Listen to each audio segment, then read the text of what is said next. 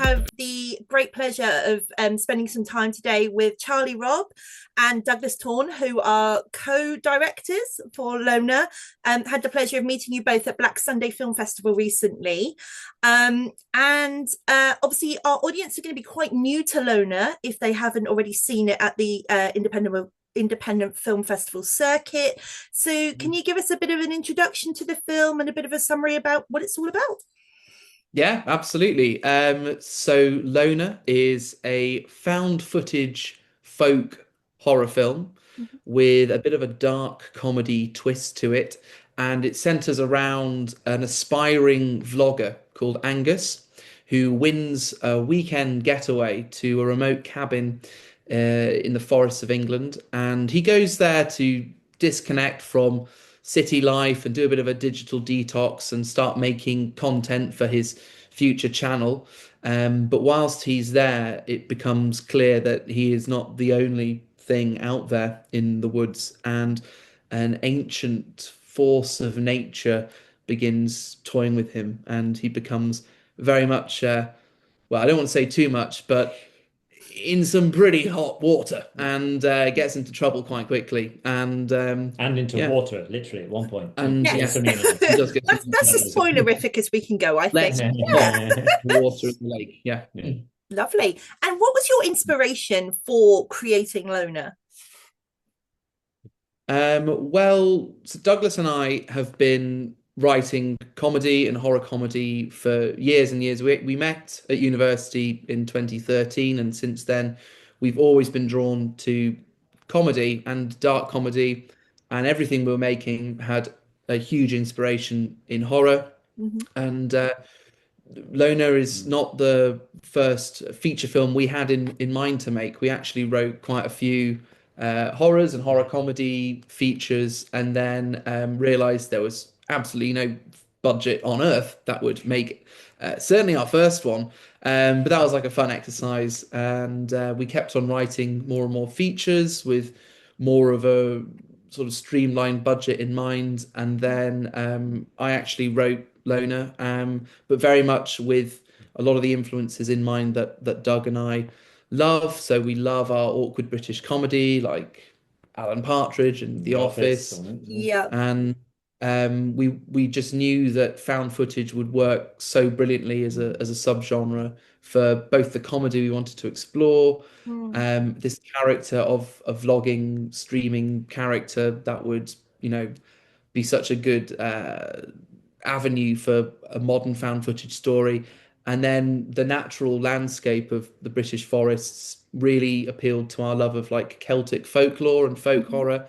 So it definitely brought together a lot of these kind of Yeah. influences we wanted to explore in our first sort of production easy feature Yeah. film that we wanted to sort of play with. A combination of our horror and comedy tastes and background with necessity. Yeah. That sort of, in particular, not so much a direct influence as a film in itself, but ethos of Mark Duplass and Creep, which is obviously fantastic found Mm. footage horror film in Yeah. One itself. of my absolute favorites of that Absolutely wonderful subgenre, film. and what they're Yeah. able to create with normally, like yourselves, you've created something that's almost a micro climate in terms of its two actors effectively carrying a feature performance, and it's wonderful that Mm. you've used that as an inspiration. I could definitely see the Mark Duplass in there, and Creep is absolutely one of my Yeah. favorites, so I'm glad you've Thank you. referenced that. Yeah, we love Us it. too, for sure. And as Doug saying, him generally Mm. as a filmmaker and as a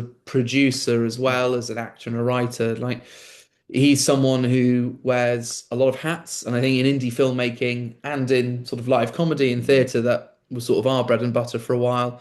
You are used to doing a lot of things all at once to make something happen. And we were very inspired by Creep because, practically speaking, it's very low key, but also incredibly terrifying and Mm. blends comedy in that we love so much. So that was a huge like green light for us to just sort of go out and make something because we could see it was Yeah. possible, and you got to start somewhere. And for Yeah. us, this seemed like a really like accessible way into making feature films. It's also something definitely that within the subgenre, found footage is and the kind of cabin in the woods thing is very, we were talking about it at Black Sunday, I can't remember who with, but it's such an American idea, you know, so there was a feeling of like, okay, well, you know, this is, you know, a subgenre where that's got a lot of precedence in, and, you know, you've got your creeps and things like that, but there was definitely a feeling of,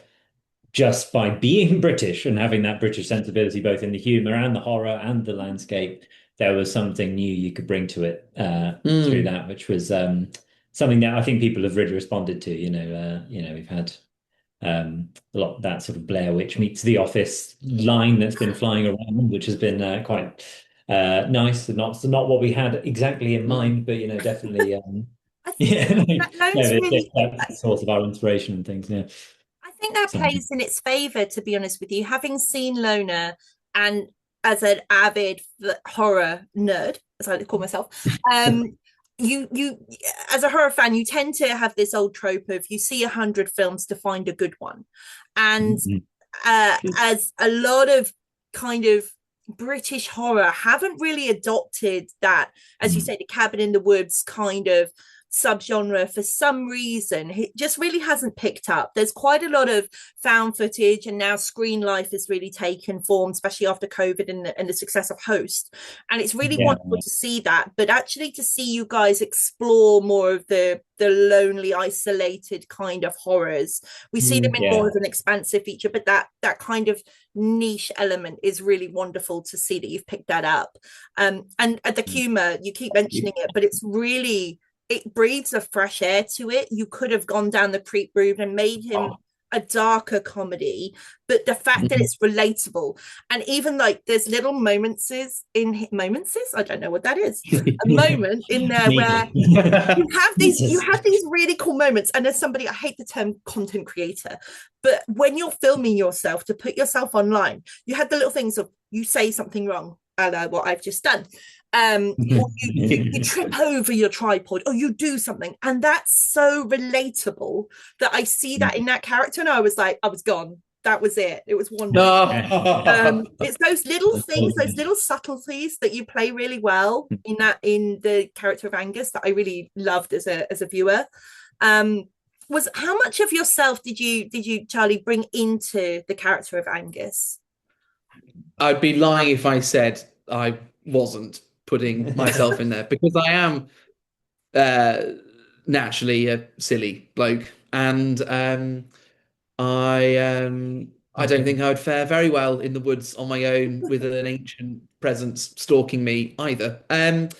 So yeah, definitely a lot of myself. And I think, you know, with Angus, we did want to create a character who was really stripped back, really raw, and very much someone who you can see warts and all who they were as a person. And also the story is slightly out of his control, because it is found footage and it is edited by someone we find out later in the film.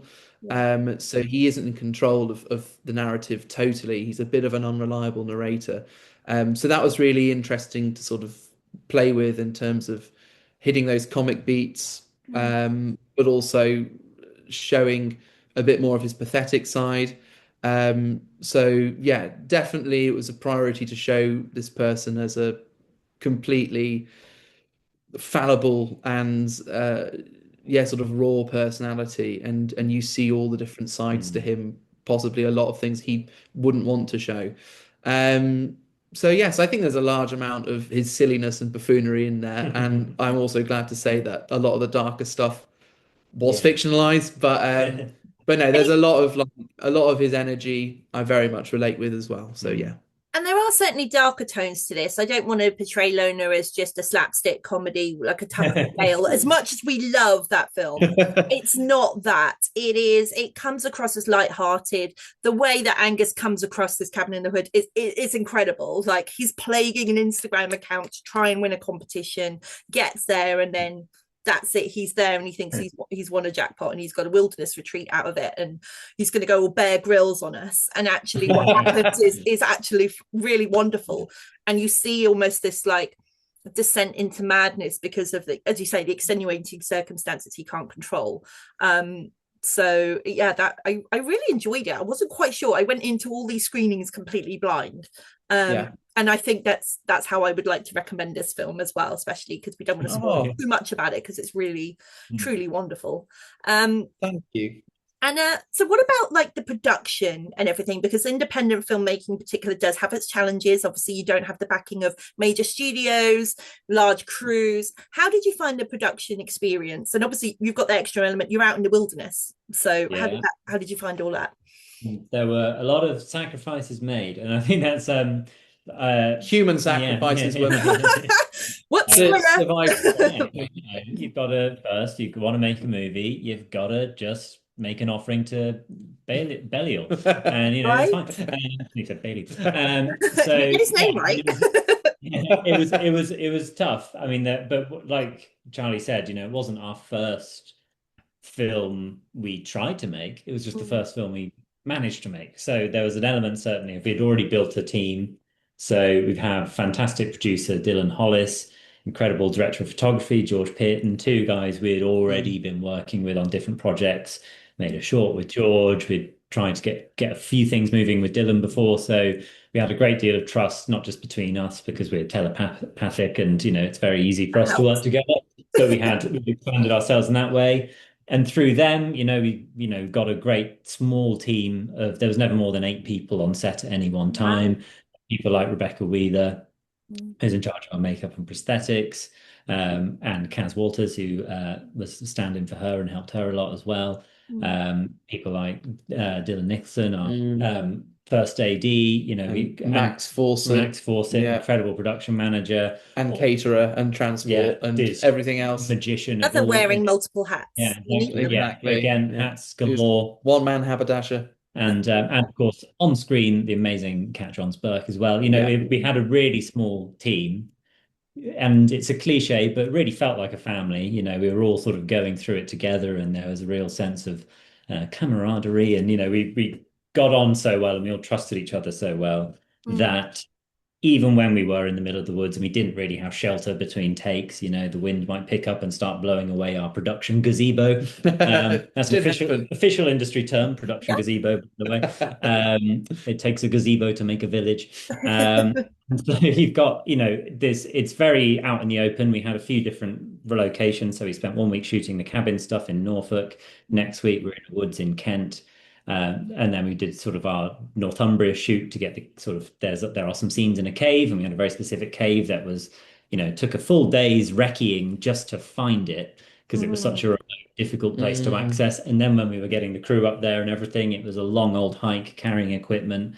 Again, Rebecca with her makeup stuff, all on her own. We were helping her carry stuff, obviously, but you don't have running water, you don't have the means to wash stuff off.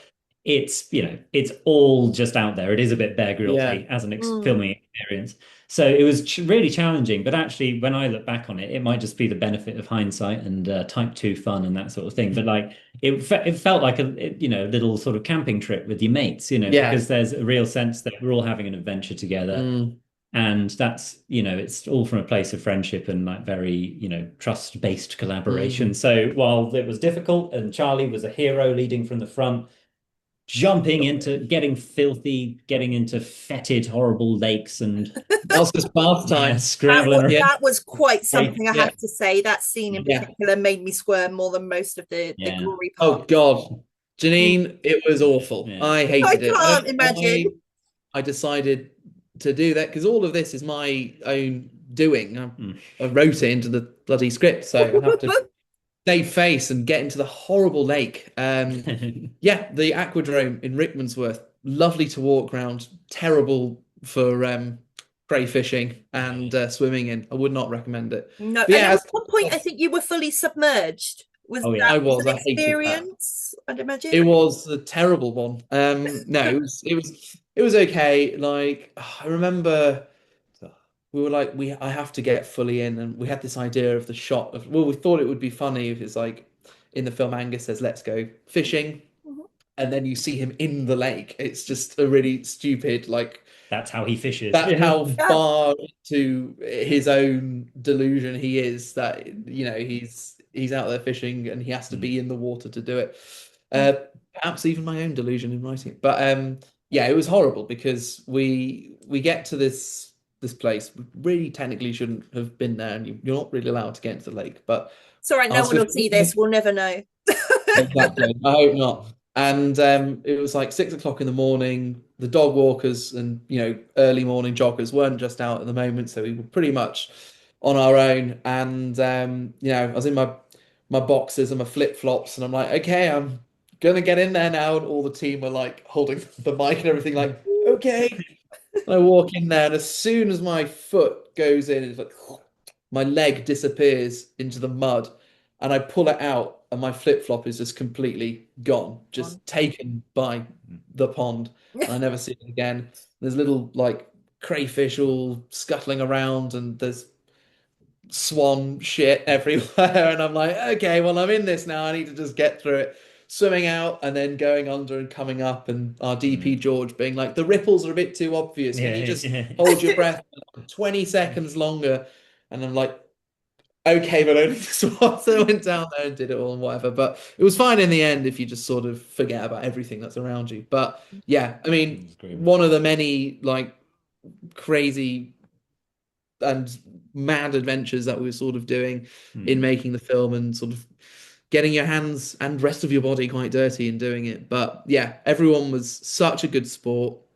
It was quite brutal in the elements at times, but no one was complaining, and we had loads of fun. And then back at the Airbnb after for beers, big hearty dinner, huge catch up, and stick a film on if there was time. But yeah, we took care of ourselves because the days were quite hard. But looking back on it now, it was an amazing adventure.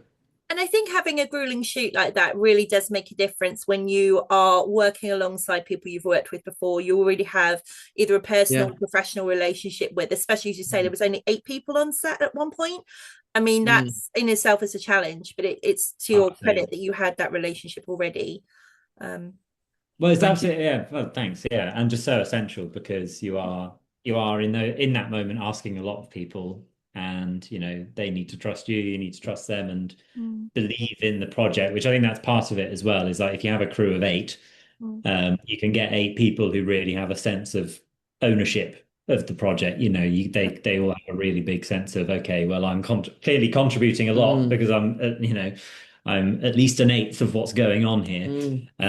Where as crews grow and things swell, it becomes less, it's just another job or whatever. So on the one hand, that's a challenge having a really small crew, but it is also a virtue when you're trying to do something difficult or challenging, or at 2 a.m. because it's the middle of summer and it doesn't get dark until about then.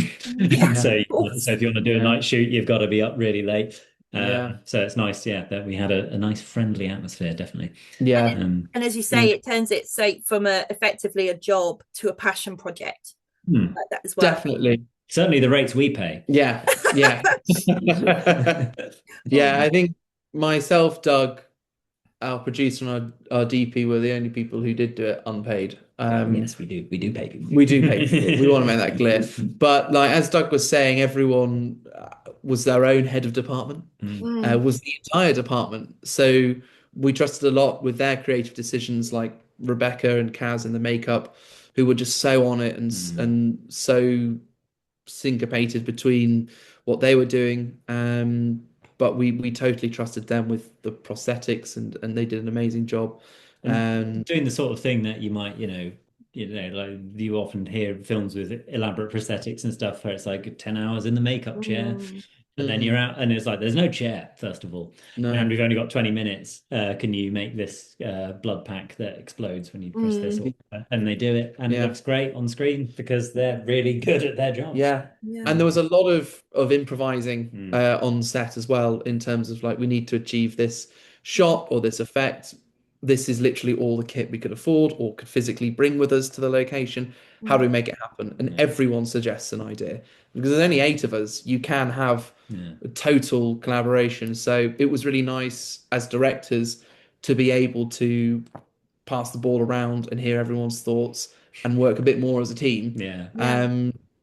Just being like, oh, okay, he needs a stick in this scene, and then seeing the whole crew like just going and looking through Bracken being yeah. like, Like is this a Winnie good the Pooh, film? they're just Very foraging, good. trying to find the best piece. Rebecca, that's exactly. Float on the Nice stick. It's a bit too long, but I like your energy. Yeah. But yeah, it was very fun like that, and it was enormously collaborative, and yeah, we wouldn't have been able to make it if it wasn't for literally every single person there just fully committing and throwing themselves into it. And then to that point as well, did you have any challenges out in the elements? Did you have any kind of crazy weather or anything like that that kind of hindered things or made things a bit more challenging? Did you strike out with the British weather, and did you get a good 2 weeks?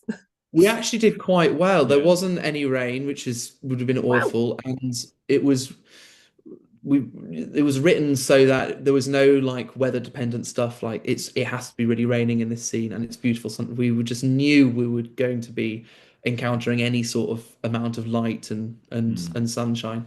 I'd say a lot of planes overhead. Oh, and yeah. an awful lot of planes. And I think that's one of the differences as to why you see so many maybe American cabin in the woods stories, is that you really are truly remote in such a big country. But in England, it's quite hard to find that isolation, and there is always some sort of flight path. That's a boring sound thing, but like, I mean, when we were in the forest in Norfolk, we were like completely like exposed for the whole day. There was a gazebo that kept blowing away, like the entire structure kept blowing away. I'm a festival goer. I know that pain. There you go. I think that served everyone quite well, that experience. But genuinely at night, when it's getting a bit cold and you're keeping the campfire going and you're keeping the hot coffees going, you're hearing pretty horrifying stuff coming out of the forest.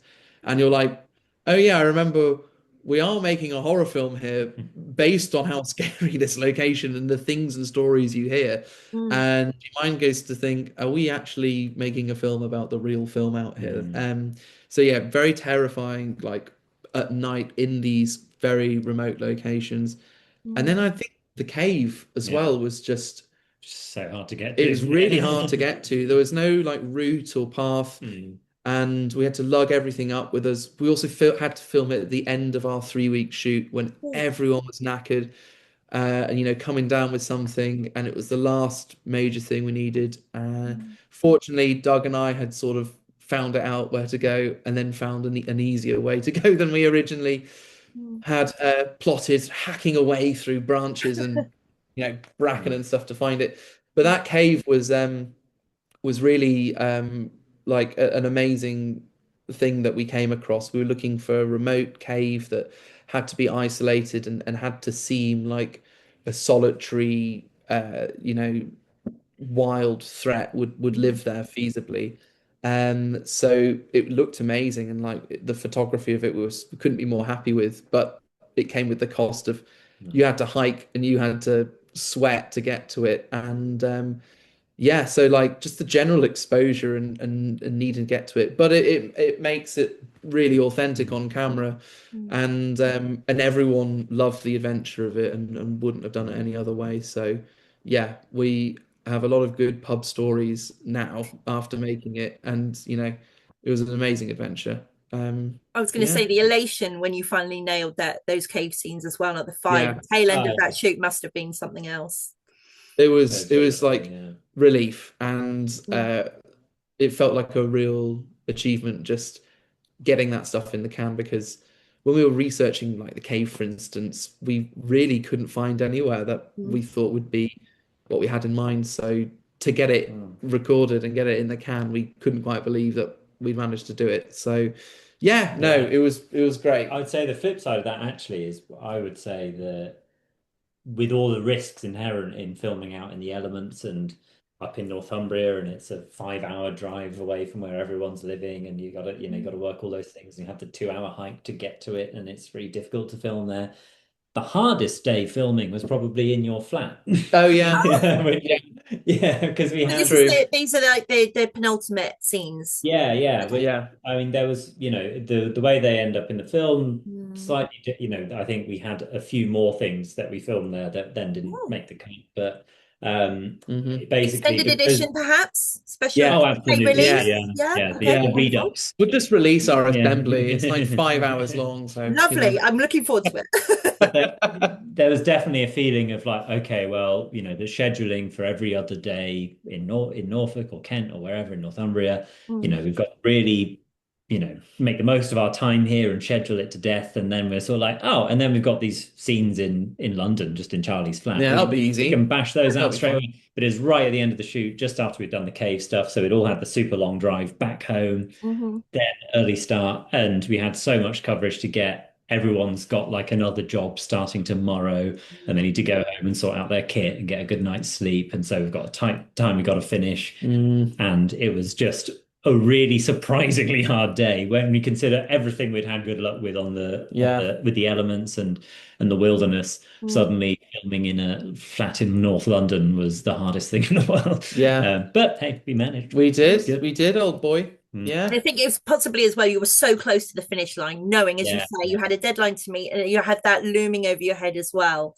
I think that may have been an additional challenge, perhaps. Yes. And 8 people seems like a small amount of people in the woods, but in a flat. In my tiny living room, which we've completely rearranged and turned into an absolute mess. It's a lot. You're very good. You're a very good host as well as star and director. Oh, right. Tea and coffee and biscuits for everybody, right? Absolutely. You know it. Lovely.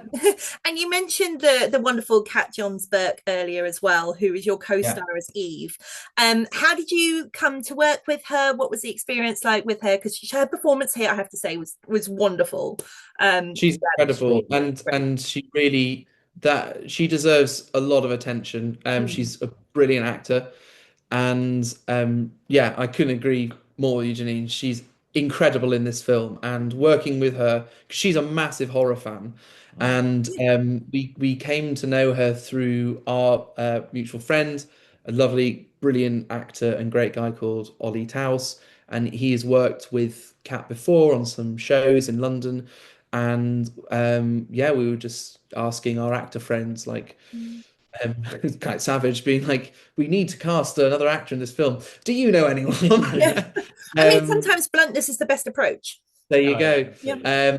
But you know, Ollie was great, and he recommended Kat to us, and we saw her like tapes and had a chat with her, and we just knew she was going to be amazing, and we immediately hit it off on all of our niche horror films that we share a love in, and she had so many great ideas for the character, and it was just like immediately we knew that she'd be wonderful. And that's like when you think again, just how much luck we had in terms of like, you know, we didn't have a typhoon hit the set when we were filming in a tight budget out in the woods.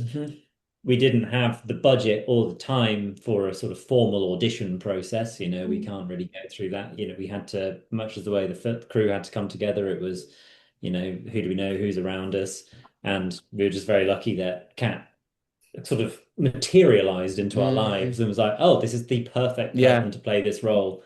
And they get it, like, because that could have been a really difficult part to cast. But she got all of the comedy, she got the awkwardness of it all, but she also loves folk horror as well, and really, really was drawn as well as us to the Celtic sort of folk horror angle of it all. And we met up a couple of times for some rehearsals. So there's you know, a little sort of a moment, an altercation, you could say, sort of towards the end of the first third of the film, and she did her own stunt there, which we needed to rehearse properly, you know, make sure she was safe for, but she did that herself. And anything that required an unbelievable amount of bravery, she would do without complaint. So we were like explaining a shot which involved walking, you know, into the forest without any lighting, and just saying, could you just walk as far as you can that way? We've cleared and had a look and everything's safe, but it's just terrifying. You just never know though, either, right? Because you're in an unpredictable environment. Exactly, and that's something that everyone, you know, knew, and we did our best to, you know, make safe for everyone. But yeah, she would just completely throw herself into the scene and into the role, and you know, gives an incredibly powerful raw performance. And rehearsing with her and thinking about the character and developing new ideas about Eve's character in the lore of the film as well was amazing. and that was all because of Kat's ideas and what she brought to it. But yeah, also an incredibly courageous person, and we definitely wanted to take care of her because she gave so much to the film. But yeah, a really brave person. I think any production would be lucky to have her. Absolutely. So yeah, I hope other filmmakers see her performance and want to work with her, because they really should. Yeah, absolutely. And I think it also speaks volumes to have somebody like yourselves who are fans of the genre to come onto an indie production like this and bring so much of their passion into the film. That shows so much. They also bring ideas from something that they particularly like, which is it sounds like that she did quite wonderfully. Yeah, absolutely. 100%. Great. So obviously Lona is currently on the festival circuit. Where can people catch it next? Where are your next few screenings that you have lined up?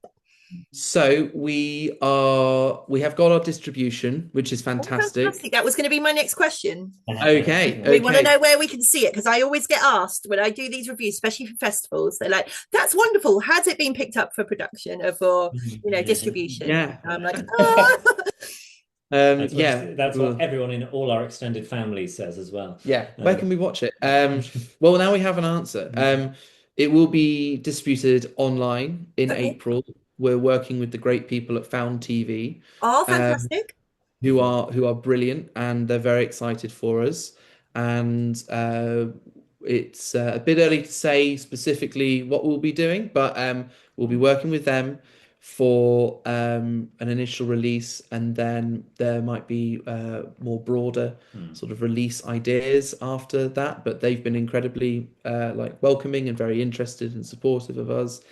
And then alongside that, we are arranging a cinema tour across the UK with independent cinemas, and also possibly exploring a sort of a limited release as well. But yes, distribution is absolutely all in hand. And yeah, it looks like we've got some nice, exciting people we're working with, so more people can see it and see Angus squirm. Fantastic. You'll have to keep me in the loop on the circuits and things, and when you get it into limited or hopefully release, so we can promote the hell out of that. And then what's next on the horizon for you both? What projects have you got bubbling under the surface? Well, we're working on a few projects, and that's always a nice place to be, and it's how we've always operated. But so we've kind of got two different problems. We're working on a very ambitious project with the great George Robinson, who may be familiar with, a fantastic actor from series like Sex Education, Silo, various other things. He's a fantastic guy, and we've been developing a psychological horror thriller with him. That's got it's got a long way to go in terms of how we get it together and what will be required to make it. So in the meantime, we are also working on project that Charles and I are very excited by. It's going to be produced more like the Lona kind of production model, small team, a little bit more ambitious. It's going to be written and directed and star us too, because we're selfish guys and we just love hogging all the credits. If you're going to put all the work in, you may as well be front of house, right? Yeah, it's cheaper as well. There you go. We pay everyone else except for us, and that's our sort of our wives are livid. Oh, of course. Yeah. But yeah, so that's and we're working on it. So in the office we're in right now, we're also developing a TV project as well. So that's again got a ways to go. But the horoscope or something slightly different, more comedy. Very much in the horoscope. Everything we are very much 100% in the horror world for the foreseeable. Yeah. And I love that's music to my ears. I'm here. There you go. Yeah. Wonderful. Couldn't have it any other way. We love our niche. Okay, and then I just have one last question, and everyone I've asked over the past weekend at Black's Sunday Film Festival kind of threw them, so I never like to throw this one out until it's too late. If you could each pair Lona to screen as part of a double feature, what would be the second film you would show it with? And that could be a personal choice, something that can match thematically. What would be your choice of film? That's an amazingly difficult question. I know, and I love to get it off the cuff because that you always get your first answer is the best one. For me, I'm thinking something like The Wicker Man or something like that, like a kind of like a British folk horror. Not the Nick Cage though. Never Nick Cage. Always Not the Christopher Nick Lee. Cage. No, There we go. Awkwardly, mine is the Wicker Man, but the Nick Cage one. No, So no bees. We don't Yeah. need any bees. a Wicker Man loner, Wicker Man sandwich situation. Sandwich. Oh my There goodness. you go. Yeah. A wicker sandwich, a honey sandwich. Something that's like, classic folk horror, British, but almost entirely different in every way. But like, then it's a sort of then and now, modern technology, old stuff. I don't know. That's what popped into my head. I like the balance of that. Yeah. I like it. And also, you don't have musical numbers, so that ticks that box quite wonderfully. Well, you've got me thinking now, Janine, because I was also thinking going down the route of films like In the Earth, which is another post-COVID folk woodland horror. Also, Kill List, to name another film which we love, which we absolutely love. But maybe I would put something contrasting on with musical numbers. So I'm going to go with Moulin Rouge, starring Ewan McGregor. That's left field. I wasn't expecting that. I just think it'll keep people on their toes. And would you put that before or after Lona? Do you want to lift the mood, or do you want to depress? I would intermission with Lona. I would exactly. I'd do the first half of Lona, all of Moulin Rouge, live performance, and then finish off with Lona. Send them home on a high, right? Exactly. Yeah, final answer. There we go. Well, just wanted to say how lovely it was to meet you at Black Sunday, and also I believe you sat next to my stepmom and my dad. So thank you for putting up with that and my family. And I hope that doesn't impact the review. I'm really sorry. It was a joy to meet them both. They were wonderful, and on your birthday no less, which was also a pleasure. We got free cake, which was great. Wasn't that nice? Unexpected. That was so lovely. Huge shout out to the team at Black Sunday. Chris and Scott, they're the chaps who run it. It was my first Black Sunday experience as well, and truly absolutely wonderful. And the quality of the films they had there was just astounding.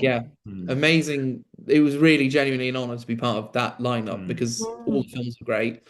Beautiful venue as well at First Sight in Colchester. And Chris and Scott put on a great festival and were so kind, giving cake to all the audience for my birthday, which was really lovely. So unexpected, but we loved it. It was great.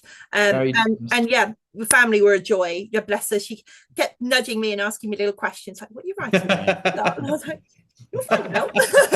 I'm enjoying it, Janine. Are you enjoying it? Yeah. Yes, wonderful. And then I went to grab you at the end of the screening, just a little footnote. And I noticed somebody else got there before I did, hence today, which actually worked out in our favour because I got more time before you had to rush. There we go. Celebrate.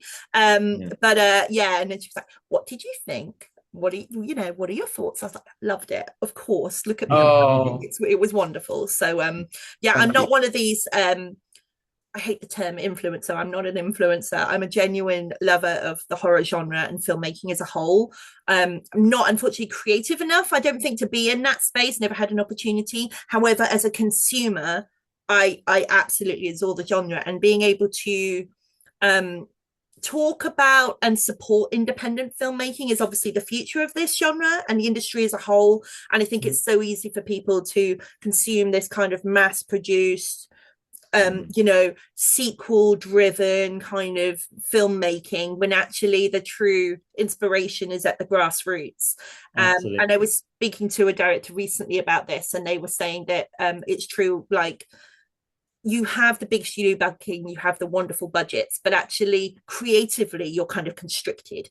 And there's a real joy in this filmmaking at this level, in that you don't genuinely know what you're going to find, because you have that freedom, that playground to play in and create something that's wonderfully yourselves, put yourself into it without the constraints. So although it's challenging, of course, but it must be. I think that several things in that really chime. I think one thing you mentioned earlier is that you went into everything at Black Sunday completely blind. Yeah. And I think that's a wonderful thing about independent film, and a wonderful thing about film festivals. I think one thing I would suggest to anyone watching this who's never been to a film festival, go.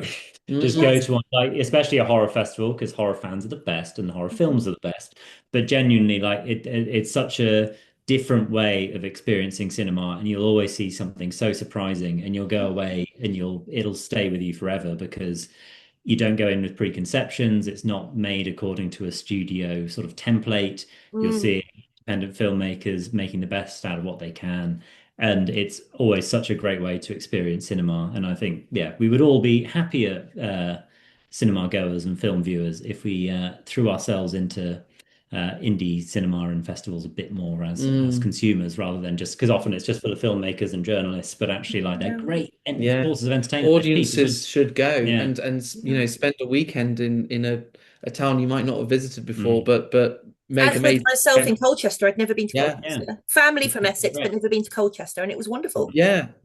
Likewise, never been before. Was such a lovely day out, and if I could have spent the weekend there meeting other people, I would have. But yeah, particularly horror film festivals. There you go. We got an invite for next year. What? Only on my birthday, then yes, of course. Janine, you're always invited. But thank you. But also Janine, going back to what you were saying, like I definitely think you do have all the creative talent to get into filmmaking. I think a lot of people can, and I think the horror genre is such a great place for filmmakers to start exploring their ideas and you know, just exploring their passion. And we love horror films. That's how we started. We've never directed a feature before, very much learning as we go. But you know, we started as fans, and I think there's no reason why more fans can't start their filmmaking journey, you know, beginning with the passion of what they've watched and loved and following that. So I absolutely believe you do have, and anyone else watching, everyone has what it takes. It is just a question of time and commitment, which I know a lot of people don't have, but that's literally all it is. And then, you know, hopefully get a few friends to convince to do it with you. Come and support my lunacy idea in the woods for 2 weeks. Give up your families and exactly. That's all it takes. That's it. Not real commitment. It's fine.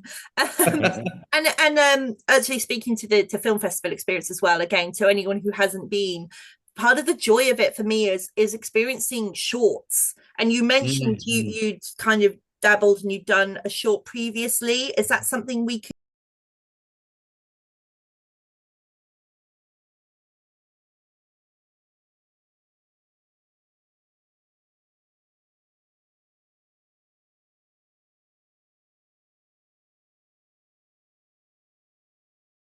can potentially look at, or is that distributed anywhere? Is it available somewhere?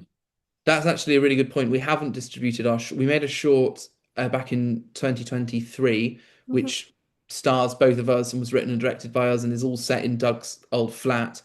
And very much horror, very much comedy, like a different, slightly different tone to Lona. It's definitely a bit more you can't really pull off the old you know, folklore thing. Lost in the woods in the flame. Maybe hex bag somewhere under the toilet bowl or something. Like you could do something. Exactly. You know, you walk into a room and you can't remember why you went in. Oh, yeah, okay. Right, it's terrifying. It is. It happens to us all. Tell me about it. But we can definitely send that across. We haven't released and distributed that, but maybe you should. Off the back of this, I think you know, I think a lot of eyes will be cast upon this once you get a decent distribution. Found TV is a wonderful platform as well. I've only recently discovered it in the last month or so, and some treasure lurks in the folds of that website. So it's wonderful. And they're great people, and everyone working at Found is a huge horror fan. Great. And it's completely born out of everyone's passion for Found. And it's all free to access, which is wonderful because it means that you'll get more eyes on your film effectively. So that's always good. Yeah, exactly. So and like we've spoken about it with different fans and people like yourself, and we're great. It's great to hear it's got that connection to the fan base as well, which is like so important when you're making your first release into the world. So we're very excited. And that goes really to, like Charlie said, everything we do is always going to have some element of horror in it, and that is really because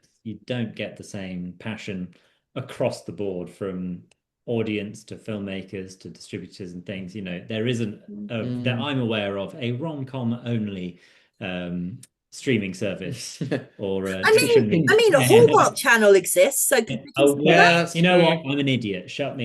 You know what I mean? I'm sorry. I'm not a fan, but I just thought I'm only aware of it because Christmas. You're exactly right. But yeah, like the level of passion throughout every aspect of the industry in horror genre is incredible, and also the friendliness and the understanding between everyone.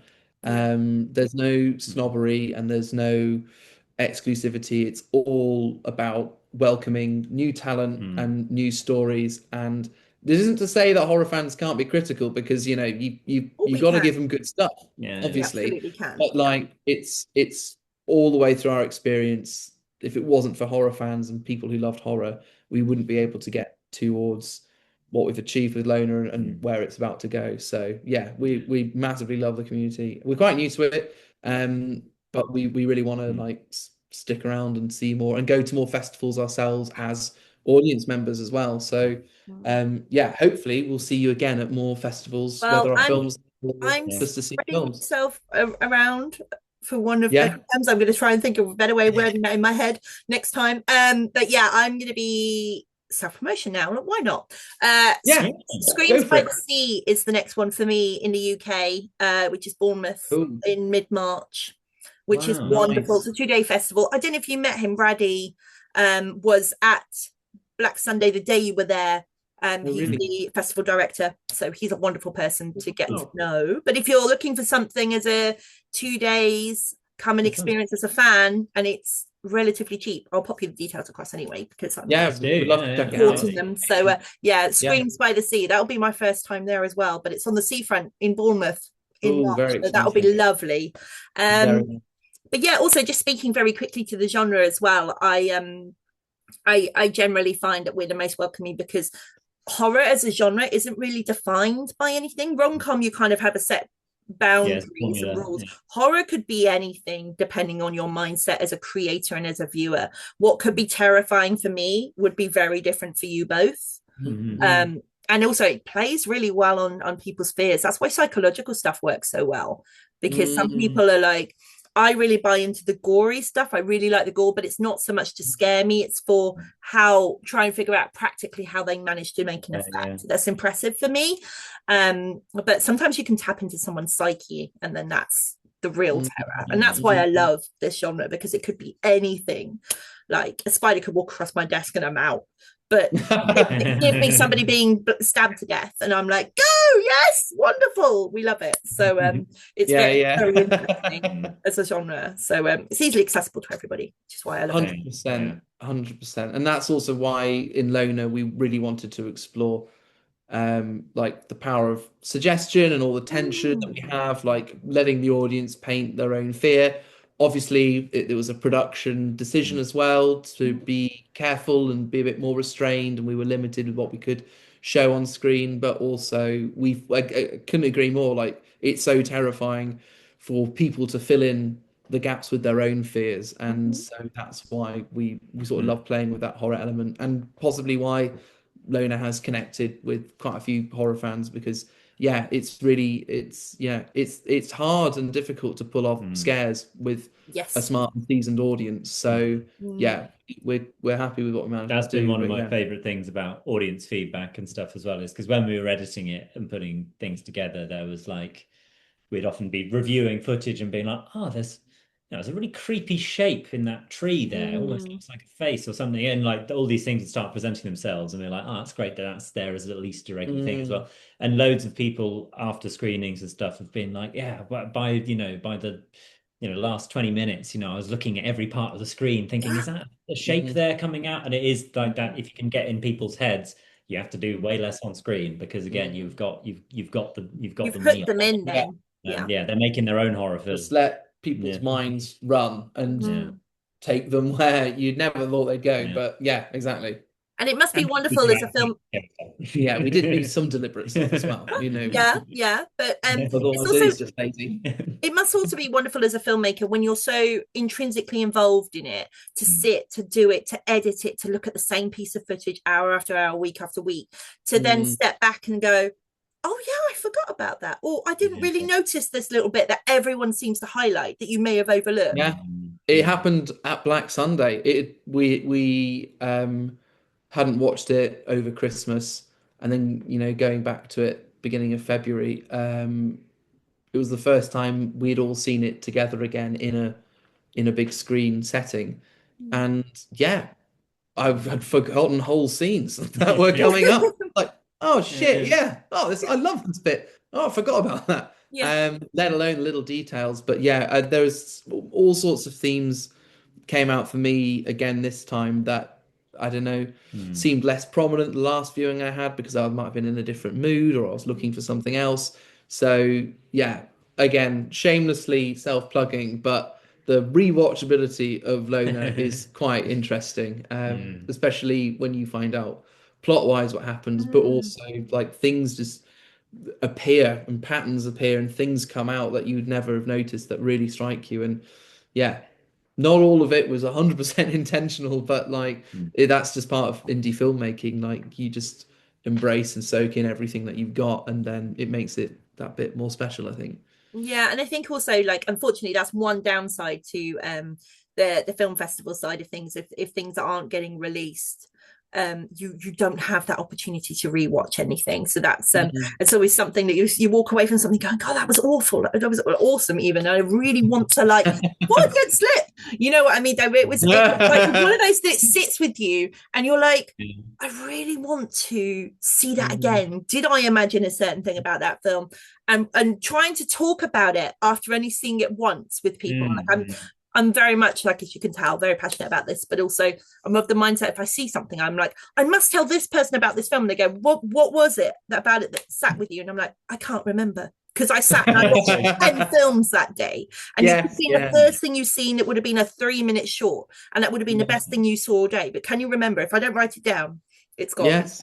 Yeah, your brain must have just been filled and bombarded with all sorts of imagery. Every film that weekend, bar the Turkish coffee table, because that opening scene was visceral. I couldn't do that. That's the only one that hit a trigger for me. Really? Wow. Yeah, that it involved a baby. It was a bit much. So yeah, that was a very hard watch. I know a lot of people who attended came for that specific film because they're a fan of the original, but again, hadn't seen the original, had no idea, going blind, and that's the risk you take. But everything else caught everything. So and I'm proud to say that Loner was a shining moment in that weekend for me. Oh, thank you. Oh, well, thank you. Meeting you is a shining moment for me. Oh, stop. Checks in the post. It's fine. You still take checks, right? Yes, we do. We have to pay people. Yeah. Well, thanks both again for taking the time. It's really greatly appreciated, and apologies for the technical difficulties, but we got there in the end. No, not at all. It was such a pleasure talking to you, Janine, and honestly, like, we can't wait to speak with you more, and thank you so much for helping us with our journey and talking with us. It's been so lovely. So thank you.